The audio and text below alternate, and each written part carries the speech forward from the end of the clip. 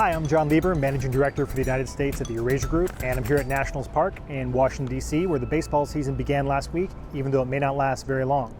This is U.S. politics in a little bit over 60 seconds. First question. Trump tweeted about delaying the election. What's the deal? Well, Trump can't delay the election. Only Congress can delay the election, and Congress is not going to delay the election.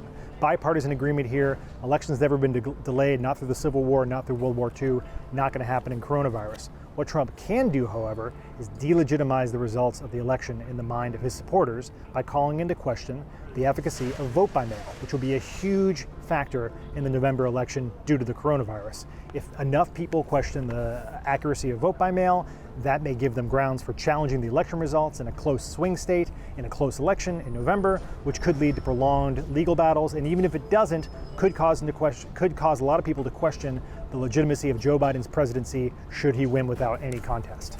Second question, with COVID relief measures set to expire, where are congressional talks on another stimulus bill?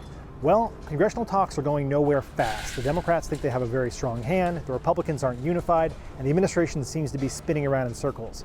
However, the second quarter GDP numbers that came out this week were very bad, worst in American history, and if Congress doesn't act, you're likely to see an increase in layoffs, business bankruptcies, and evictions all throughout August and September, which is not a great tailwind for a president who wants to get reelected. So there's an obvious compromise sitting out there, a position between where the Republicans are and where the Democrats are, and so we still think something gets done on this sometime next week. Will the death of presidential candidate Herman Cain change anyone's mind about the coronavirus? Probably not. Cain may have caught the coronavirus at Trump's Tulsa rally, but that's impossible to prove. And while some liberals are using this to shame people about mask wearing and proper social distancing, most conservatives will just meet that with derision.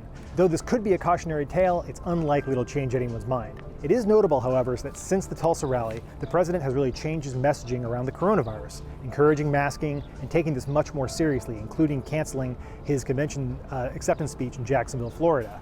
This probably reflects the fact that the president knows he's really far behind Joe Biden in public opinion polling on the handling of the coronavirus, and he's got a lot of ground to make up.